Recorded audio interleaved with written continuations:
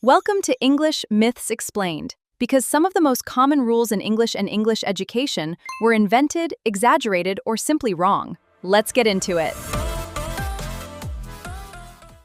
Few grammar questions cause more anxiety in educated English speakers than who versus whom.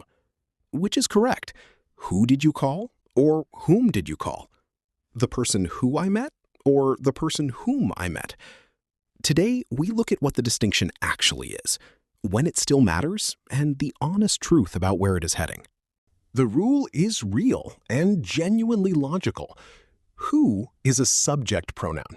It does the action. Whom is an object pronoun. It receives the action or follows a preposition.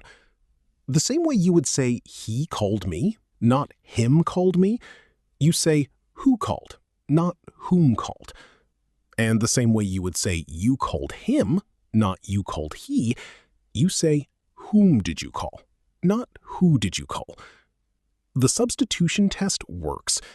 If you can substitute he or she, use who. If you can substitute him or her, use whom. In spoken English, whom has almost entirely disappeared from everyday speech, including among educated native speakers. Who did you speak to? Who are you waiting for? The person who I met yesterday. All of these use who where whom is technically required, and all of them are completely natural in educated conversation. The Cambridge Grammar of the English language notes that whom in conversational English is now so rare that using it can sound formal to the point of being uncomfortable. Whom is still expected in specific formal contexts. In formal written English, academic writing, quality journalism, formal correspondence, whom after prepositions is clearly correct, and its absence may be noticed. To whom it may concern. From whom did you receive this? The colleague with whom I worked. In these formal written contexts, using who instead of whom after a preposition still reads as a grammatical slip to many careful readers.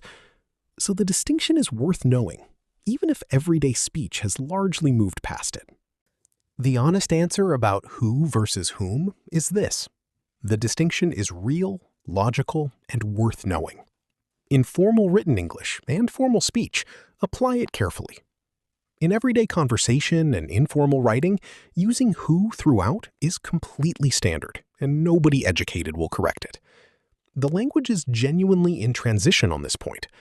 Prescriptive grammar says both must be used. Descriptive grammar says educated speakers have largely stopped using whom in speech. Both observations are accurate. Who is a subject pronoun.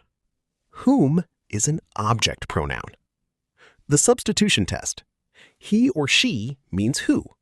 Him or her means whom. In formal writing, apply the distinction carefully. In conversation and informal writing, who throughout is standard educated English. The distinction is real, but its territory is shrinking. 17 myths down. Subscribe to Fluent Daily for more.